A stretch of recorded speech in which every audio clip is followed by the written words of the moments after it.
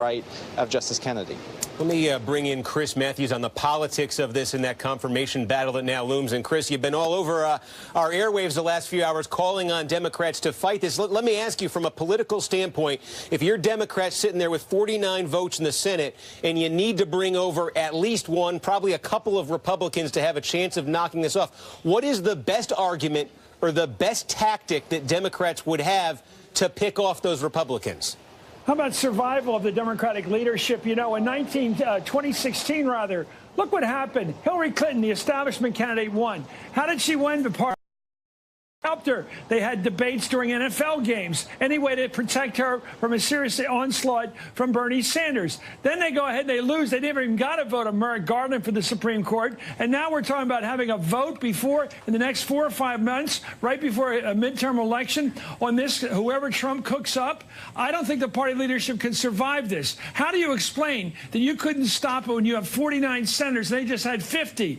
You know, just a few years ago, look at the way the Republicans have played the rules. First of all, they said it took 60 senators to approve a Supreme Court justice back 2 years ago. It also, that's 60 years. Then they got rid of that from the nuclear option. And they said also, we're not going to elect anybody or nominate or confirm anybody in the year before a presidential election. So they denied confirmation or even hearings or even meetings with Merrick Garland, the Democratic nominee of President Obama. And so they're playing all these games. It's 60 votes now. It's 50. Oh, by the way, we're not even going to have a vote on it. And here they come in and they say, well, let's do it nice now. Let's make sure we have a vote, even though we only have 50 votes to their 49. Let's have good order here. It's not going to happen. If Schumer goes along with that, the whole gang of them are gone. Look what happened to Joe Crowley yesterday. He's gone. The left of the Democratic Party, the progressive base of the party, and that's minorities, young people, millennials.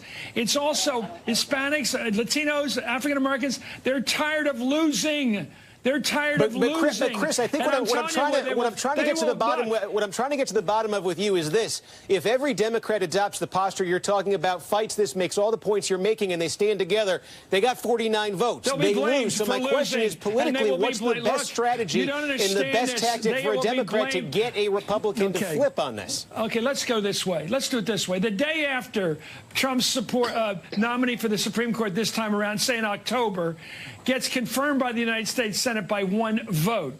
You don't think the Democratic base is going to go wild about that? I'm telling you, they're going to say, how did you not use your procedural votes, your dilatory tactics, parliament procedure, with all the tricks they pull in the Senate, and you couldn't delay this with 1 less vote than the Republicans? They will not believe it. It will not seem believable that they couldn't stop a Senate from approving a presidential nominee with just 50 votes. It used to be 60. Now it's just 50. It doesn't look right in the history books. But what is the tool? What is the tool? What's the instrument? You're saying that, I understand. I completely understand what you're saying about the base being fired up about this. It's his job to do it. It's not about fired up.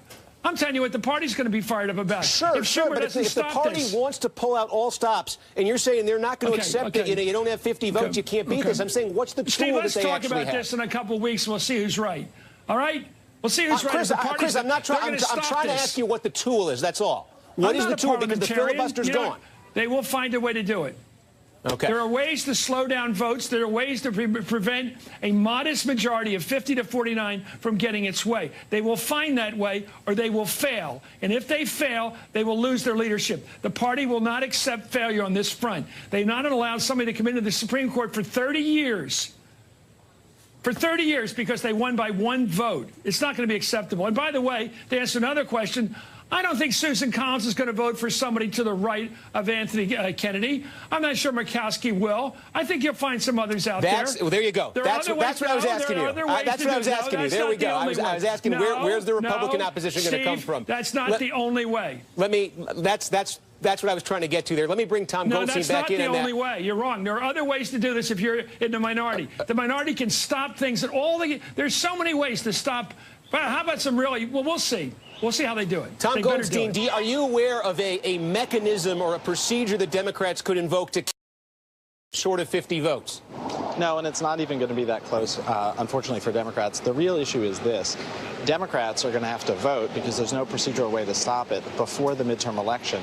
And there are just too many people who are running in elections senators in states that Donald Trump won, there's going to be enormous pressure on them since they can't beat the nominee to vote for the nominee. So I'll take Chris's bet at 10-1. I think that whoever it is going to get confirmed by about 56 to 44. And Democratic leadership, Chris is absolutely right, is going to try and lay down on the tracks. The problem is the train's just going to run over them. There isn't anything that they can do. We'll see.